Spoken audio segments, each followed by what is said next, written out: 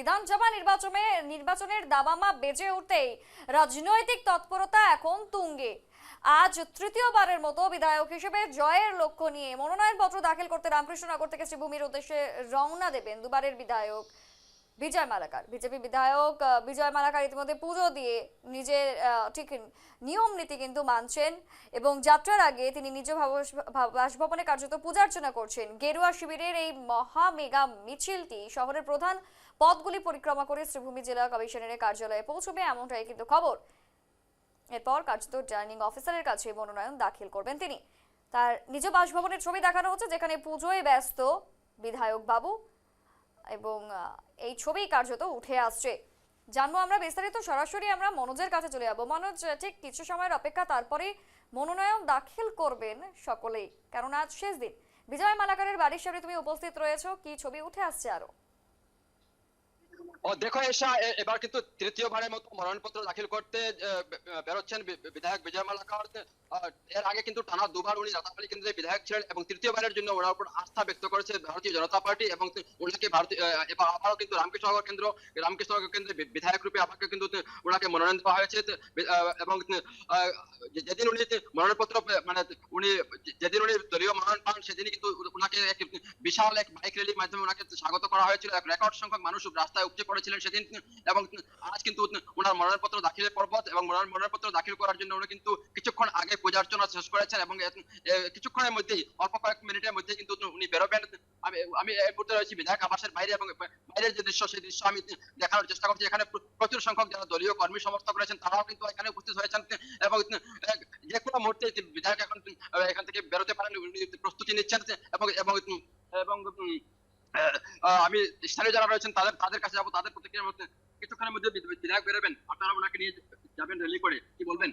বলার কিছু নেই। আমি আজকে সোমবার দিন বাবা ভোলেনাথের কাছে প্রার্থনা করব ওনার দীর্ঘায়ু, এবং আজকের দিনে আমরা আমাদের প্রাণপ্রিয় বিধায়ক নমিনেশন দিতে যাচ্ছেন, যাতে ভগবানের আশীর্বাদ ওনার প্রতি থাকে, এটাই ভগবানের কাছে প্রার্থনা করছি।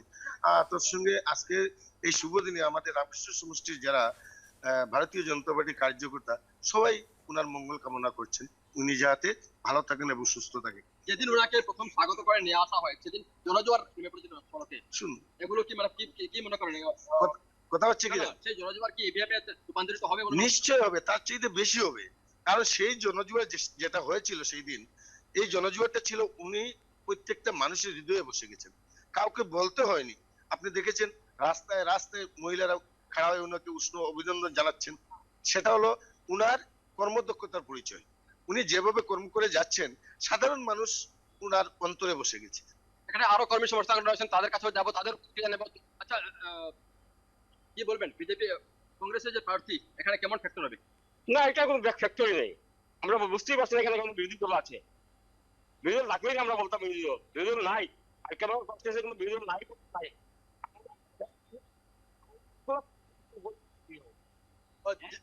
যেহেতু মুখ্যমন্ত্রী ডক্টর হেমন্ত শর্মা যে ইঙ্গিত দিয়েছিলেন এবং গতকাল শিলচরে এসে উনি একবার মানে ঘোষণা করে গেছেন যে বিজয় মালাকার রেকর্ড ভোটে জয় হবেন, কি বলবেন?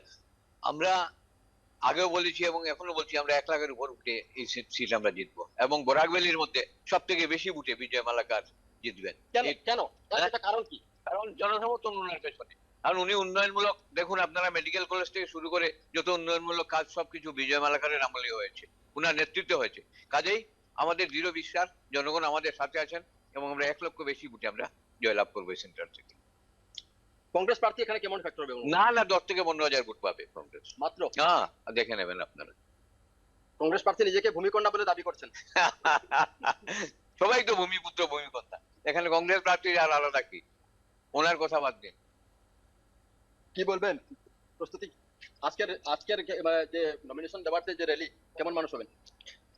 প্রায় 5 থেকে 6,000 মানুষ হবে র্যালিতে।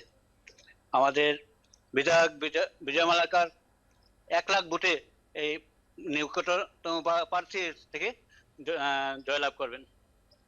যেহেতু এই কেন্দ্রটি চা বাগান অধ্যুষিত একটি কেন্দ্র, এখানে চা বাগান প্রতিনিধিরা রয়েছেন, তাদের কাছে যাবো, তাদের প্রতিক্রিয়া নেওয়ার চেষ্টা করবো, তারা কি ভাবছেন বিজয় মালাকারকে নিয়ে, কি বলবেন? আপনার যেহেতু আপনারা চা বাগান সম্প্রদায়ের নেতা। আমাদের পূর্ণ বিশ্বাস, আমাদের চা বাগানের যেভাবে উন্নতি হয়েছে বা চা বাগানের যে প্রতি যে আমরা যে মুখ্যমন্ত্রী যে মানে দান দরদ রয়েছে, আশা করি চা বাগানের 100% ভোট আমাদের বিধায়কের পক্ষে যাবে। কেমন উৎসাহী চা বাগানের মানুষ?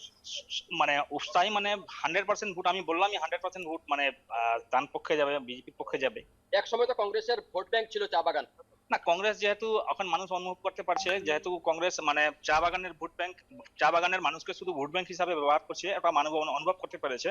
আর সবচেয়ে বড় কথা, আমরা 28 নভেম্বর যেভাবে চা বাগানের মানুষ এতদিন 200 বছরের করার পরে যে আজাদি পেল, যে মানে মাটির পাট্টার যে পেল, আইনগত ভাবে মানে মাটির পাট্টা অধিকারী হলো, মুখ্যমন্ত্রী ওটার জন্য চা বাগানের মানে কৃতজ্ঞ, চা বাগানের মানে মানুষ তার পক্ষে কৃতজ্ঞ।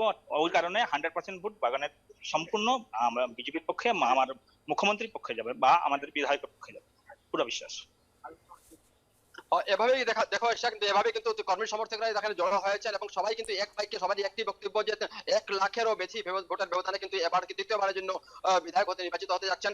এবং রামকৃষ্ণনগর কেন্দ্র থেকে প্রথমবারের মতো এর আগে এই কেন্দ্রটি রাতাবাড়ি বিধানসভা কেন্দ্র ছিল এবং রাতাবাড়ি বিধানসভা কেন্দ্রে কিন্তু দুবার বিজেপির মনোনয়ন কিন্তু বিধায়ক নির্বাচিত হয়েছিলেন, প্রথমে উপনির্বাচনে এবং পরবর্তীতে সাধারণ নির্বাচনে। এবং তারপর কিন্তু এবার কিন্তু রামকৃষ্ণনগর বিধানসভা কেন্দ্র ডিলিমিটেশনের পর এটা নতুন নামকরণ হয়েছে রামকৃষ্ণনগর বিধানসভা কেন্দ্র। এবং এই রামকৃষ্ণনগর বিধানসভা কেন্দ্রের প্রথমবারের মতো বিধায়ক বিজয় মালাকারকে নমিনেশন দিয়েছে, মনোনয়ন দিয়েছে বিজেপি দল। এবং গতকাল শিলচরে এসে মুখ্যমন্ত্রী ডক্টর হিমন্ত বিশ্ব শর্মা ঘোষণা করে গেছেন যে রেকর্ড ভোটে, বরাক উপত্যকার রেকর্ড ভোটে বিজয় মালাকার জয়ী হবেন।